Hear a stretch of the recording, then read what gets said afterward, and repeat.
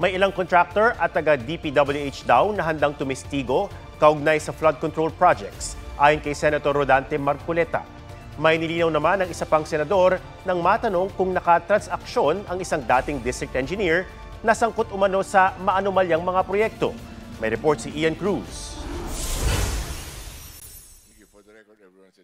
Sa gitna ng pagdinig sa mga flood control projects, may ilan daw na nagpaparamdam kay Senate Blue Ribbon Committee Chairman, Senator Rodante Marcoleta, para tumistigo sa mga maanumalyang proyekto. Ang ilan daw, mga kontraktor, pero may mga taga-DPWH rin. Merong mga feelers, kaya lang, ang aking sinasabi, gusto ko munang makita yung extent ang kanilang sasabihin bago. Kung wala namang bago, paano naman? Pero kung may mga nais tumestigo, may ilang personalidad na may kinalaman sa proyekto na nasa ibang bansa na raw.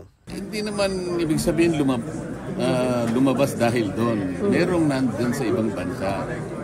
Malay mo, baka umuwi naman sila. Hindi ko naman sinabi na nagtago.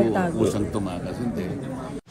Kasunod naman ang naging sagot noong Lunes ng may-ari ng Alpha and Omega na si Sara Diskaya na 2016 daw sila pumasok sa flood control projects. Sinabi ni Senador Bato de la Rosa na dapat imbestigahan ang lahat ng flood control na dumaan sa iba't ibang administrasyon. So at kung 2016, pera ng bayan yan pera ng bayan yan Hindi porque during the time of PRRD, i-exempt natin sa investigation. Hindi po pwede yun. Kung gumawa sila ng kalokohan, kahit na panahon pa ni Pinoy, kung meron sila mga ginawang kalokohan, dapat imbestigahan lahat yan. Iginit naman ni Majority Floor Leader Senador Joel Villanueva na wala siyang transaksyon sa dating District Engineer ng Bulacan 1st District Engineering Office na si Engineer Henry Alcantara. Never. Ano ba yung transaction? District Engineer siya. Lahat ng senador, lahat ng sekretary na pumunta sa presidente ng Pilipinas nandun nakakasama siya. So, yun ba is an evidence na sangkot? Pinaplano raw ni Villanueva na magsampa ng reklamo laban sa mga nagpapakalat ng mga larawan at video na kasama niya si Alcantara.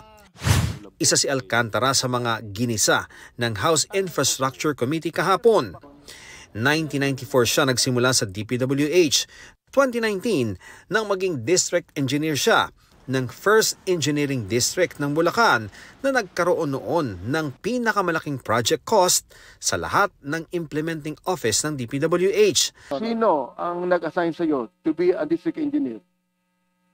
The former Secretary Mark Villar, Your Honor. Secretary Mark Villar. Yes, Your Honor. Ano pong ibig sabihin nun? Malakas ka ba kay Secretary Mark Villar o ikaw lamang ay tamang tao na ilagay dyan? Nag-apply lang po ako, Your Honor. Sa kanyang pamamalakad, isa sa mga na-questioning flood control projects, ang Ghost Project sa Baliwag na nabuking mismo ng Pangulo. Babala ng House Infrastructure Committee, reklamong plunder ang posibleng harapin ni Alcantara. Sinisika pa naming makuha ang kanyang pahayag. Kahapon, inamin niya sa komite na may pagkukulang siya dahil hindi personal na natingnan ang proyekto. Ian Cruz nagbabalita para sa GMA Integrated News.